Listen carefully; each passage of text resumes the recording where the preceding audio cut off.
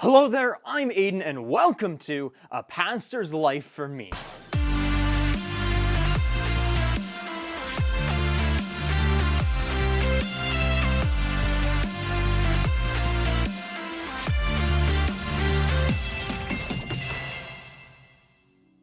I've been to Sunday school a few times. Well, I kept asking all these really annoying questions like, all right then, where did Mrs. Cain come from? And pretty soon they called my dad and they asked him if he wouldn't mind just keeping me home from now on.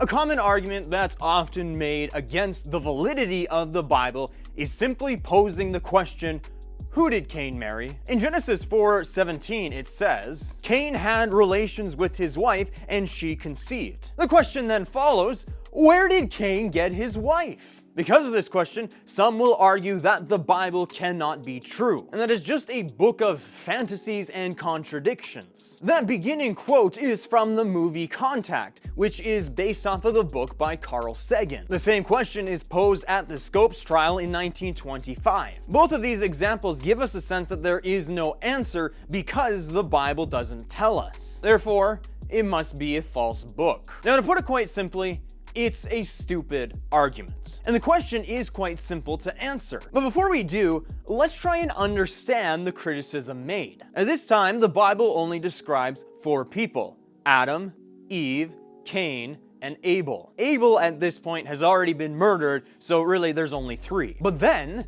Cain sleeps with his wife and she conceives and bears him a child. Wait a second! How can this be since there are only 3 people on the planet? They then say that this is a contradiction because there was no one for Cain to marry. Now, as I said, this is a stupid argument. And the answer to this question is quite simple. Who did Cain marry?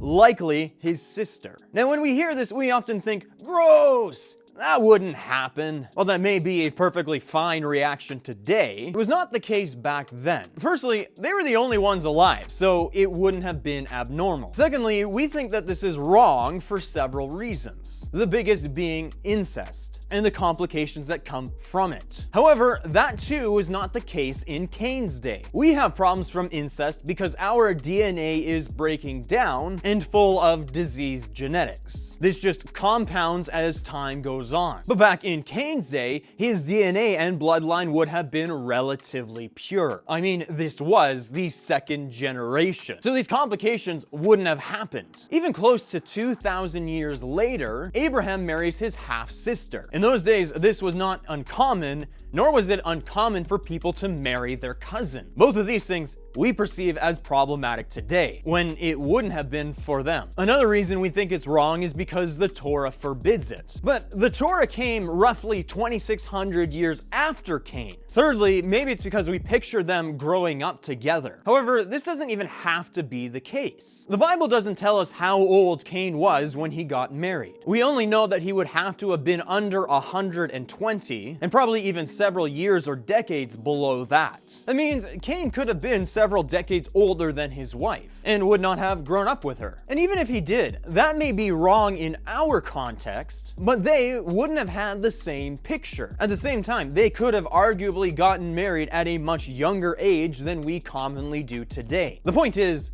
though it's weird today, it wouldn't have been for them because there wasn't anything different. So Cain married his sister. But wait, you might be saying, I thought there was only 3 people on the planet at this time. How would he have married anyone then? To answer this question, it might be best to first answer the question, why doesn't the Bible tell us who he married? The answer? Because the Bible is primarily a theological book. What I mean by that is the Bible is trying to give us a theological perspective on specific things. Yes, Genesis is history, but it doesn't tell us every single historical event that happened during those days. Even in the history it only gives us specific details, like Eve had Cain and Abel. It doesn't give us any more than that because it's giving us this theological perspective on their story. It only tells us what we need to know. For this reason, it doesn't tell us who Cain's wife is because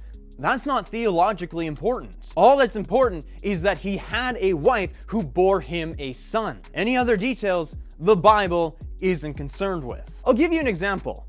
I have here my ESV Bible. I have tons of notes in it, and I love this Bible. I also have here my New King James Version, which is the translation that we use at my church. And here's another Bible that I have. It's the Adventures in Odyssey Bible, and it's a New Living Revised version. It's a much simpler version to read, and it's a great Bible for children. These are my Bibles. Now, after saying all that, you might come to the conclusion that those are the only Bibles I have. Why? Well, I talked about these three, and I said, these are my Bibles. This would also be amplified if the preceding question was, what kind of Bibles do you have? In actuality, I have 10 times more than that. I have many more translations and different versions of the same translations, like study Bibles or just plain text Bibles. In fact, those three aren't even the main ones I use. I use my ESV the most, but after that, I use my various Hebrew and Greek Bibles, which I didn't even mention, because my purpose only needed me to talk about them. It's not giving you a full scope of them all, because I'm giving you a specific perspective. The Bible works in the same way. It only tells you what you need to know for the context of the story. It may only describe 4 people specifically, but at this time, there were a number of people on the earth. We know that Adam had many children, both sons and daughters. The days of Adam after he fathered Seth were 800 years, and he had other sons and daughters. In fact, even within the story of Cain and Abel, it tells us that there were more people in the world. Cain says, "I shall be a fugitive and a wanderer on the earth,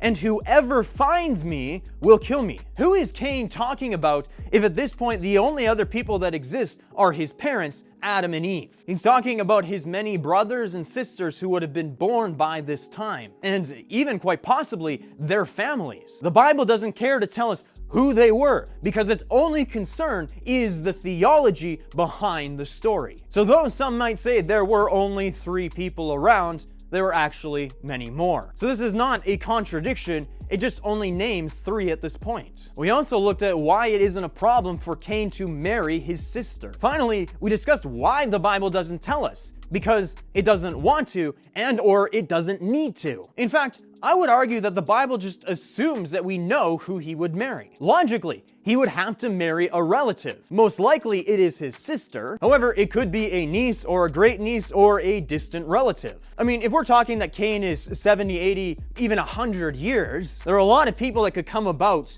in generations for him to marry. We say that it's his sister because that's the most likely option, and at least one of Adam's sons would have married his sister. So the comments and criticisms against the Bible on this topic are completely unfounded. So for Carl Sagan to use this as an example of how we can't defend Christianity nor it being truth is a pretty bad argument. The Bible only tells us what it's theologically concerned with. It often means it isn't limiting the amount to just what it tells us. That's all for today. Subscribe to the channel, give this video a like, and tune in next time to one of our upcoming episodes where we discuss why God rejected Cain's offering. Until then, remember to know the word, do the word, and share the word, but as always, we do it in love.